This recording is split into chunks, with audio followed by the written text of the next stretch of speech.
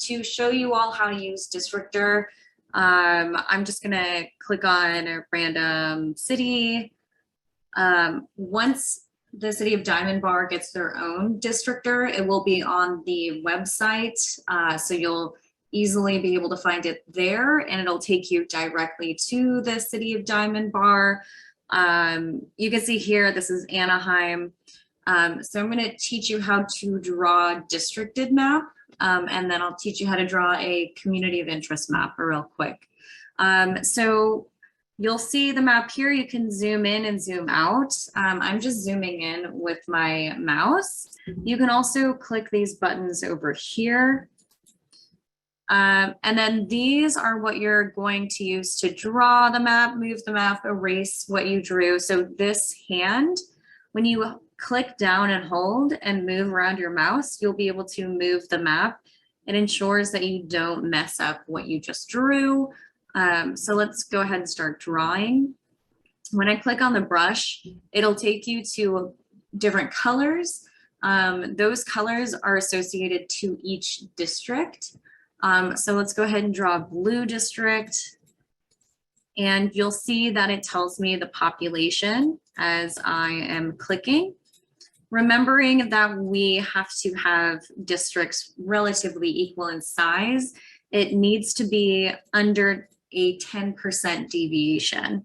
What's really cool about this program is that it tells you the deviation size down here. So it does the math for you. Let me make this brush size larger. And then it'll draw a bunch of census blocks all at one time. Census blocks is the smallest geography unit that we use to draw districts. You'll see that I actually went over the ideal line. So I'm going to go to the eraser button, click on it, and I'm going to delete some of it. And just like the eraser, or just like the brush, I can change the size of how big I want the eraser to be.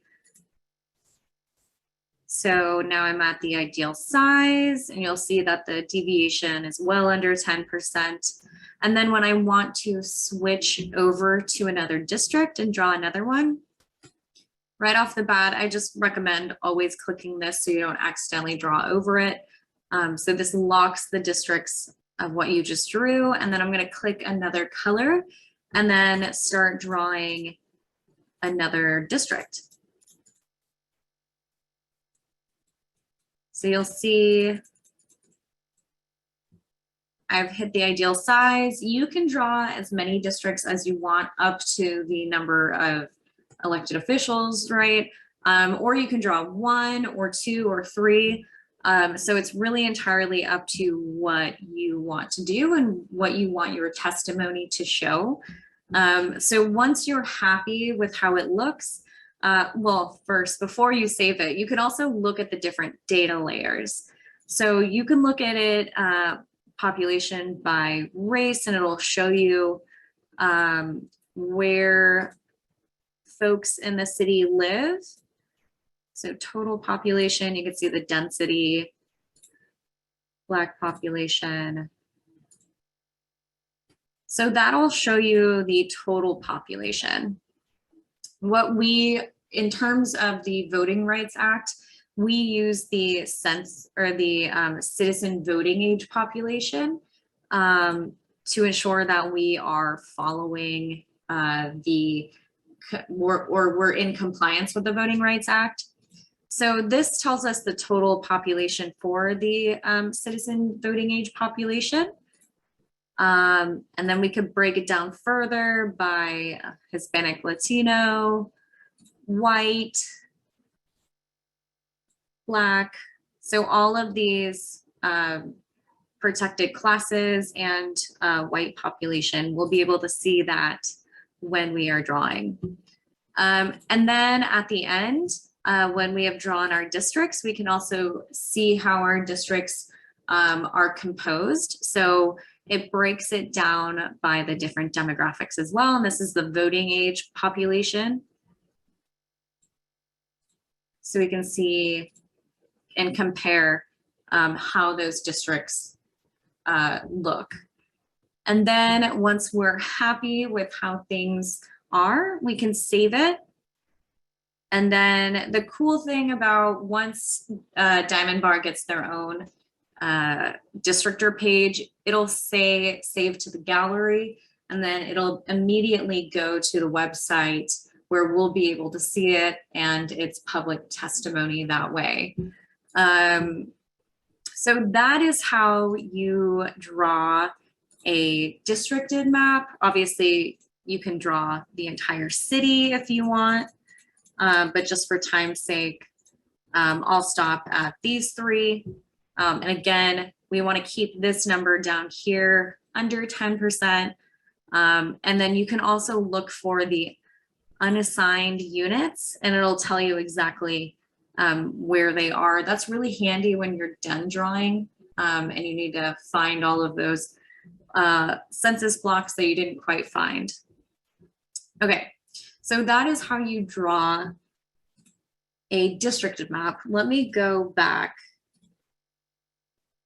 Here's the website, draw communities. And again, I'm just gonna go to Anaheim. And this one looks different. So no longer are we counting people, but we're really looking for the boundaries of your community. So that's what is most important to us, and you describing your community. So these are the same. This brush will allow you to draw your community of interest.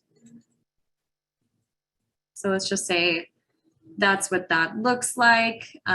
You get the same data layers as before, so you can break it down by race and citizen voting age populations as well. And it breaks it down. But in terms of public testimony, we really are looking for descriptions of your communities. So what are the shared characteristics or bond? And how is it impacted by the city council? So this is, where you would describe your community and then name it here. So it could be like your school zone area or a park area. Other communities of interest could include religious places, so like synagogues or churches. Those are very common. And then you can also pinpoint your important place for your community. So a school, a park, very common. And then you can name it here.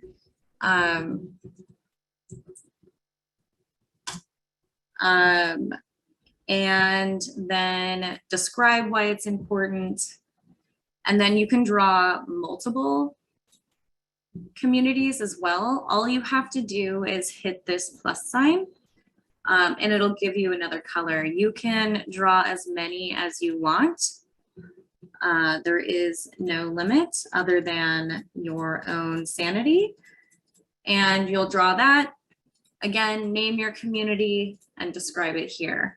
And you'll be able to go back and describe them as well. And then you just hit save once you're happy with how it looks and save to the gallery. And that's how you use Districtor. It's supposed to be simple, but if it's a little confusing, you are welcome to come back to these hearings. We'll be going over Districtor at each one of these public outreach meetings. And I'm happy to answer any questions on them. I think it'll make a little bit more sense once you see the Districtor for Diamond Bar. But with that, I'm happy to take any questions. Hopefully this is a tool that you'll be able to use throughout the entire process and help give testimony on your community.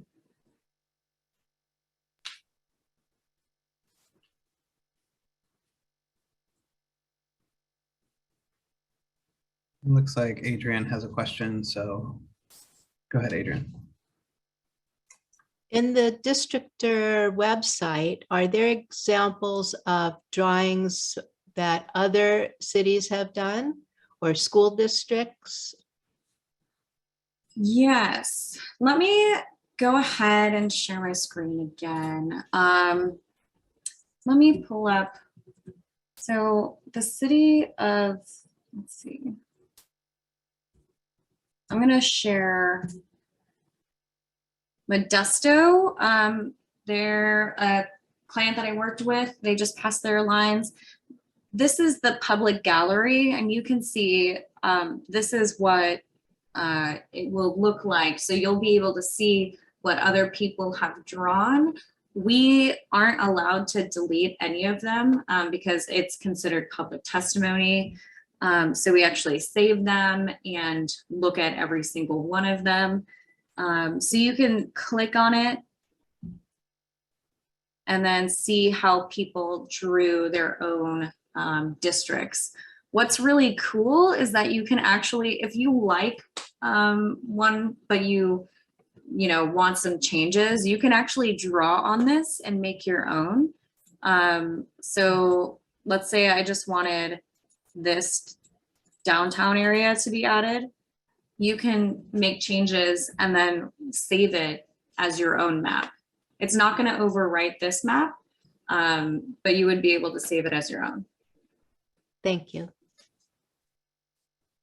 Great, thank you, Adrian. There were two questions in the chat. I answered them in the chat, but I'll just answer them for everybody. One was just when will this be up for Diamond Bar? We're hoping to have it up by next week. The folks at Districtor are in the process of just getting all the data right for it. And then Greg was asking, how do we deal with undeveloped or public land? Those are included in census blocks. So like we said earlier, the census blocks are basically the units that we use for creating these plans. And so Liz can kind of pull up and show an unpopulated area in Modesto. So you can see this magnifying glass tells you exactly how many people are in each census block. And sometimes census blocks look really weird. So like this looks like a snake. And then you'll see very compact ones, rectangles, squares. These were created by the US Census Bureau, and they created them for the entire country. So don't blame us, blame them. But you can see total population and then the breakdown demographically. Each census block is going to have a different number of people in there. So here's 141, and then here's 44 right next to it. And then here's 0 population, population of 1. So these really do help us draw and make sure that we are getting the correct census population in there, which is what we are legally obligated to do. And then Grace had asked in the chat too, how many maps anyone can draw. There's no limit on it. You can draw as many as you'd like. You can save them. Usually what it will do is it will generate a little code at the end of each map too. And that's how you can reference that map if you're speaking for it in front of the city council or wanted to bring it to our attention here in a meeting. You can just say, hey, it's map 2563 or something like that. And that's how you can indicate which map. Yeah, so they'll have IDs just like Joe said. You can name it, absolutely. Or if you don't name it, you'll still get an ID number. So we'll be able to track that map.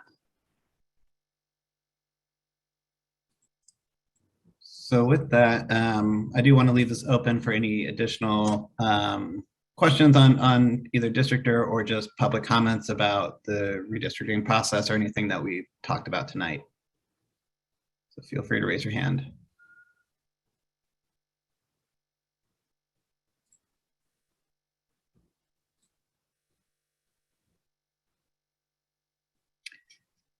And at this point, there are no hands raised, no questions in the chat. Ryan is including some information about the city and his contact information as well in the chat. So feel free to email him if you have any questions about this process or any comments.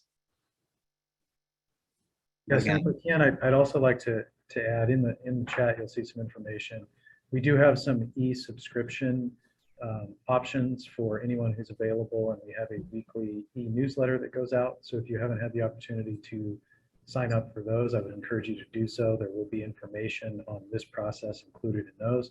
And of course, our social media accounts will be updating the community with any information about the districting process.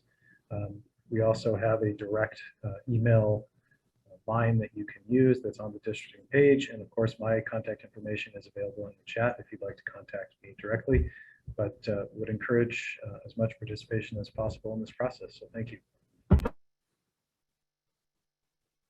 Yeah, and thank you to everyone who participated tonight. This is the very first meeting, so very thankful that a lot of people attended, and we certainly hope to see you at future events. And with that, I think we'll call it a night.